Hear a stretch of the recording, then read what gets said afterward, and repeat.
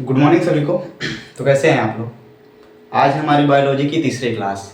तो कल हम जहाँ से छोड़े थे, जो टॉपिक छोड़े थे, आज उस टॉपिक को हम कंटिन्यू करते हैं और देखते हैं आज का टॉपिक क्या है अपना। ठीक है, तो आज का टॉपिक है अपना ये प्रोकैरियोटिक और यूकैरियोटिक। तो देखिए, प्रोकैरियोटिक और यूकैरियोटिक में अंतर क्या होता है।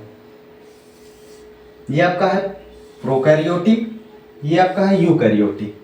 देखिए, प्रोकैरियोटिक क्या होता है और यूकैरियोटिक क्या होता है। प्रोकैरियोटिक में मतलब कौन से जीव आते हैं और यूकैरियोटिक में कौन से आते हैं। देखिए, यूकैरियोटिक में हम लोग आते हैं। इसको याद करने का बड़ा सिंपल सा फंडा है। देखिए, यूकैरियोटिक मतलब यू मतलब मैं, यू मतलब तुम, हम लोग, ये सब हो सकते हैं। यू आ रहा है मतलब तुम ही लोग, मतलब हम लोग आएंगे। और प्रोकैरियोटिक में आते हैं जीवाणु, जीवाणु हो गए, वायरस हो गए, ये सब।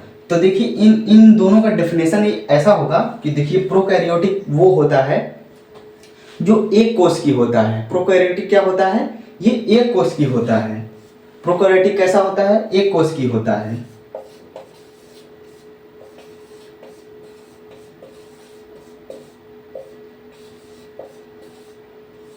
एक कोष की। प्रोकैरियोटिक क्या होता है, एक कोष की होता है और ये बहुकोष की होता है। यूकैरियोटिक क्या होता है, बहुकोष की होता है।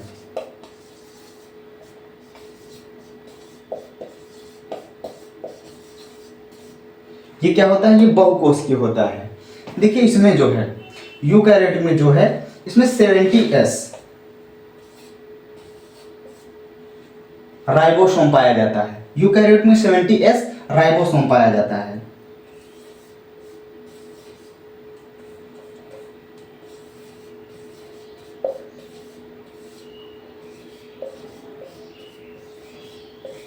देखिए, 70S राइबोसोम पाया जाता है।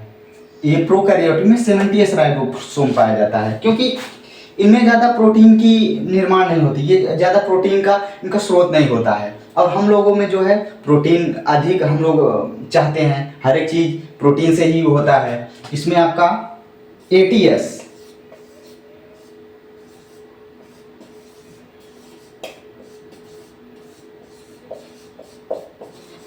राइबोसोम। राइबोसोम का मतलब आप सब समझ ही होंगे, जो प्रोटीन का निर्माण करता है। राइबोसोम क्या करता है, प्रोटीन का क्या करता है, आपका निर्माण करता है। राइबोसोम जो होता है प्रोटीन का निर्माण करता है। तो ये जो 70S, इनमें ज़्यादा प्रोटीन की आवश्यकता नहीं होती है। इनमें हम लोगों में प्रोटीन की बहुत आवश्यकता होती है, अधिक आवश्यकता होती है, इसीलिए इसमें 70S और इसमें 80S और इसमें 70S पाया जाता है। और देखिए एक डिफरेंस,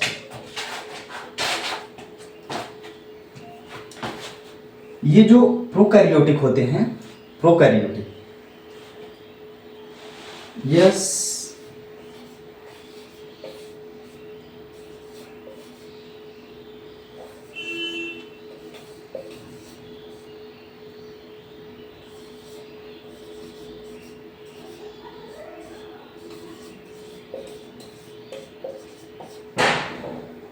ये जो प्रोकैरियोटिक होते हैं, ये सर्वाधिक प्रजनन करते हैं, जल्दी जल्दी प्रजनन करते हैं, जल्दी जल्दी, जितना जल्दी हो सके उतना जल्दी।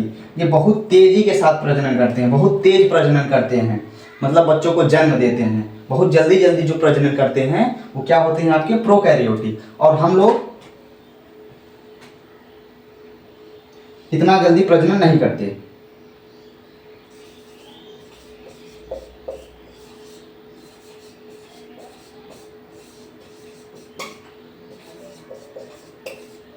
इतना जल्दी प्रजनन नहीं करते।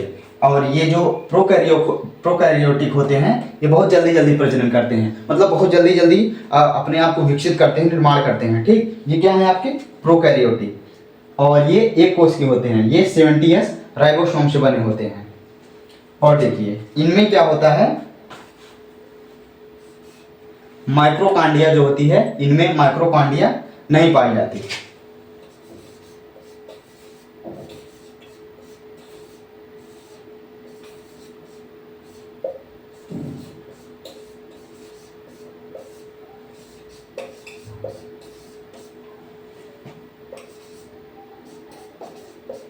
इनमें माइक्रोकांडिया नहीं पाया जाता और इनमें माइक्रोकांडिया पाया जाता है। मैं लिख देता हूँ, पाया जाता ओनली लिख देता हूँ।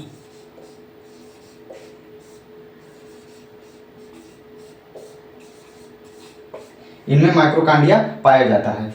रुकिए मैं आपको थोड़ा सा एक चित्र में दिखा देता हूँ।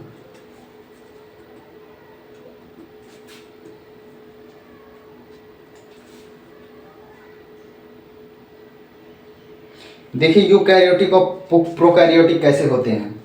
तो देखिए ये है आपके प्रोकैरियोटिक, ये आपका है प्रोकैरियोटिक, और ये है आपका यूकैरियोटिक।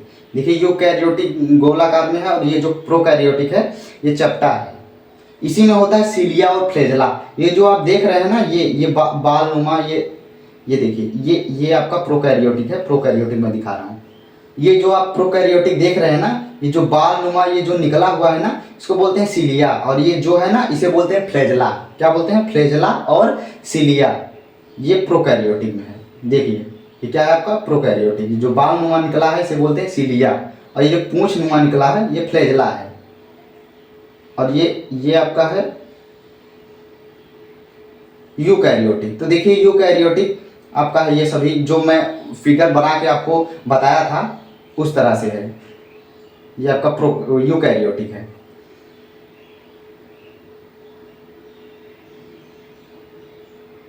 देखिए अब अच्छे से आपको दिखा देता हूँ सीलिया और फ्लैजेला।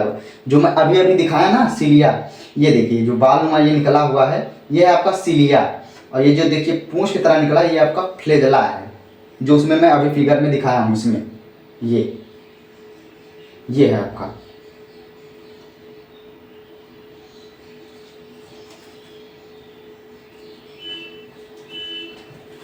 और देखिए इसे अब मिटाते हैं, आगे चलते हैं।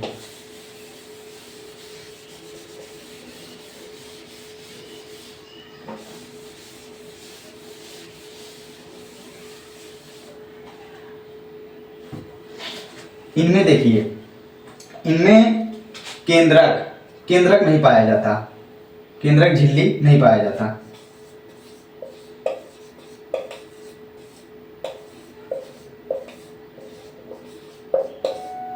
इनमें जो है केंद्रक झिल्ली नहीं पाया जाता, और इनमें पाया जाता है। इनमें पाया जाता है और इनमें केंद्रक झिल्ली नहीं पाया जाता। इनमें देखिए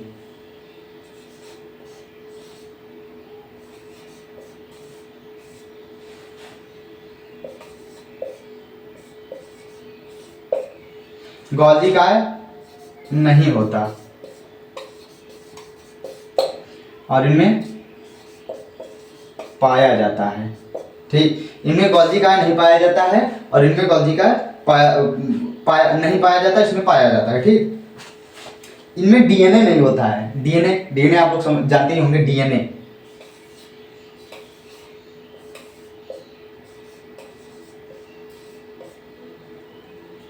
इसमें पाया जाता है। इनमें डीएनए नहीं पाया जाता, इनमें डीएनए पाया जाता है।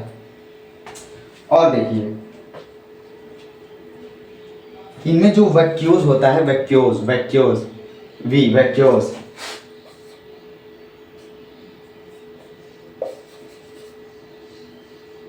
इनमें वैक्यूज छोटा होता है और इनमें बड़ा होता है। अब इसी क्रम में हम आगे बढ़ते हैं। यूकैरियोटिक प्रोकैरियोटिक ज़्यादा बड़ा चैप्टर नहीं है, जैसे मैंने बता दिया आपका। जो प्रोकैरियोटिक में था ये ऐसे था, ये ऐसे जो निकला था, और ये जो पूंछ निकली थी ये आपका सीलिया था, और ये आपका फ्लैजेला था। ये आपका सीलिया था, ये आपका फ्लैजेला था। ये बानुमा, और ये जो प्रजनन की इनकी क्षमता होती है सबसे ज़्यादा होती है, और इनमें प्रोटीन नाम मात्र में बनता है, इसलिए 70S राइबोसोम इसमें बनता है, इसमें 80S राइबोसोम बनता है। ये आपकी यूकैरियोटिक में। चलिए अब इसी क्रम में आगे बढ़ते हैं।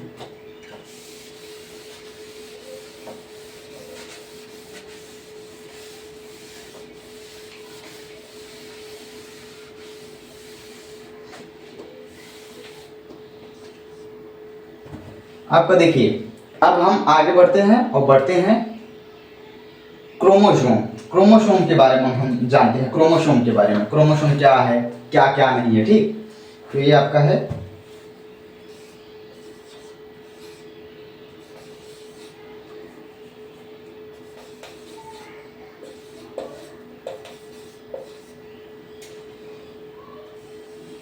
क्रोमोसोम। तो आपका ये क्रोमोसोम क्या है? क्रोमोसोम, इसको हिंदी में गुणसूत्र बोलते हैं, गुणसूत्र।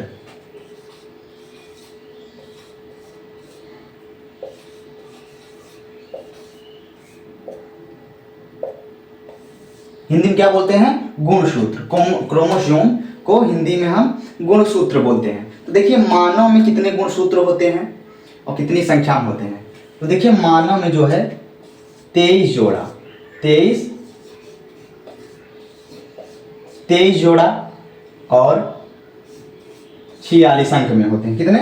मानव में 23 जोड़ा 46 अंक होते हैं।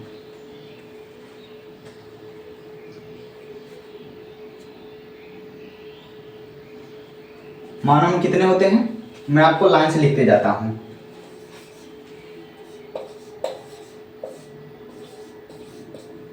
23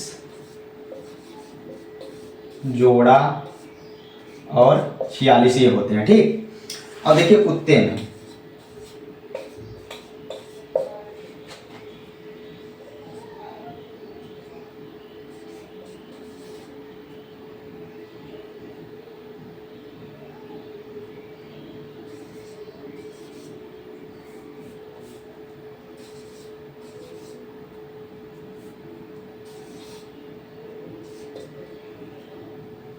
ये आपका 39 जोड़ा होता है और 78 आपके अंक में होते हैं।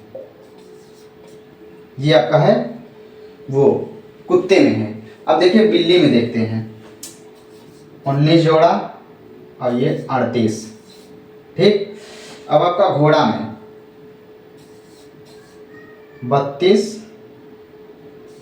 ये 64, ठीक। इतने इतने काफी हैं, इतने तो काफी हैं। ये आपका बिल्ली हो गया, घोड़ा। तो देखिए मानव में जो है आपके गुणसूत्र जोड़े में कितने हैं? तो आपके 23 हैं। अंक में पूछेगा, ये बहुत ज्यादा पूछे जाने वाला क्वेश्चन है, तो आपके 46 हैं। और कुत्ते में जोड़े में पूछे जाएगा तो 39 हैं। कितने? 39। कुत्ते में कितने हैं? जोड़े में, गुणसूत्र जोड़े में, तो ये आपके 39 हैं। और अंक में पूछा जाएगा तो 78 हैं। कितने? 78। और बिल्ली में पूछा जाएगा तो 19 है जोड़े में और अंक में 38। और घोड़ा में ये 32 है और अंक में 64। ये आपके हैं क्रोमोसोम, बोले तो गुणसूत्र, इसी को बोलते हैं गुणसूत्र। ये आपका जोड़ा वाइज होता है।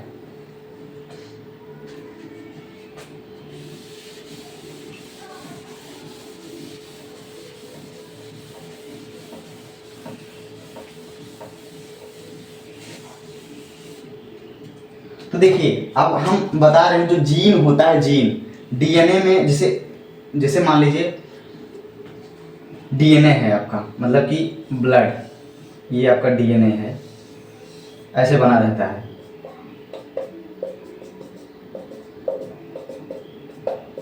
ये जो बीच में होता है इसको, डीएनए में जो बीच में जीन होता है, जीन की खोज जानते हैं आप किसने किया था? जोहानसन ने किया था।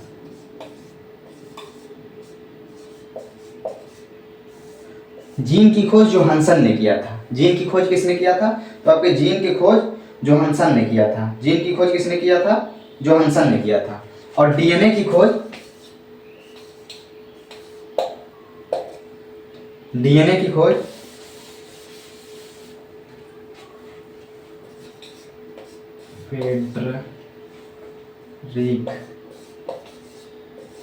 Frederick mission. तो देखिए डीएनए की खोज फेडरिक मिशन ने किया था। तो डीएनए होने के बारे में हम कल पढ़ेंगे केंद्रक में, क्योंकि केंद्रक में ही डीएनए और आरएनए पाया जाता है। तो कल की हमारी क्लास रहेगी केंद्रक, न्यूक्लियस।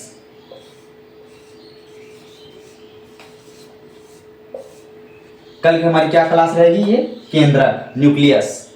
इसी में आपका डीएनए, आरएनए देखिए डीएनए आरएनए का फुल फॉर्म होता है राइबोन्यूक्लिक अम्ल। आरएनए का फुल फॉर्म क्या होता है? राइबोन्यूक्लिक अम्ल। और डीएनए का क्या फुल फॉर्म होता है? डीऑक्सी न्यूक्लिक अम्ल। डीऑक्सी न्यूक्लिक अम्ल, डीएनए का फुल फॉर्म डीऑक्सी न्यूक्लिक अम्ल और आरएनए का राइबोन्यूक्लिक अम्ल। तो आज की क्लास यहीं तक। बाकी कल हम ये केंद्रक और डीएनए आरएनए के बारे में अच्छी तरह के जानकारी प्राप्त करेंगे और फिगर दिखा के, हमारे पास तो एक टेबलेट आ गया है, उसमें मैं फिगर आपको दिखा के क्या क्या चीज़ है उसको समझा के मैं आपको बताऊंगा। आज के लिए बस इतना है, कल की क्लास करेंगे।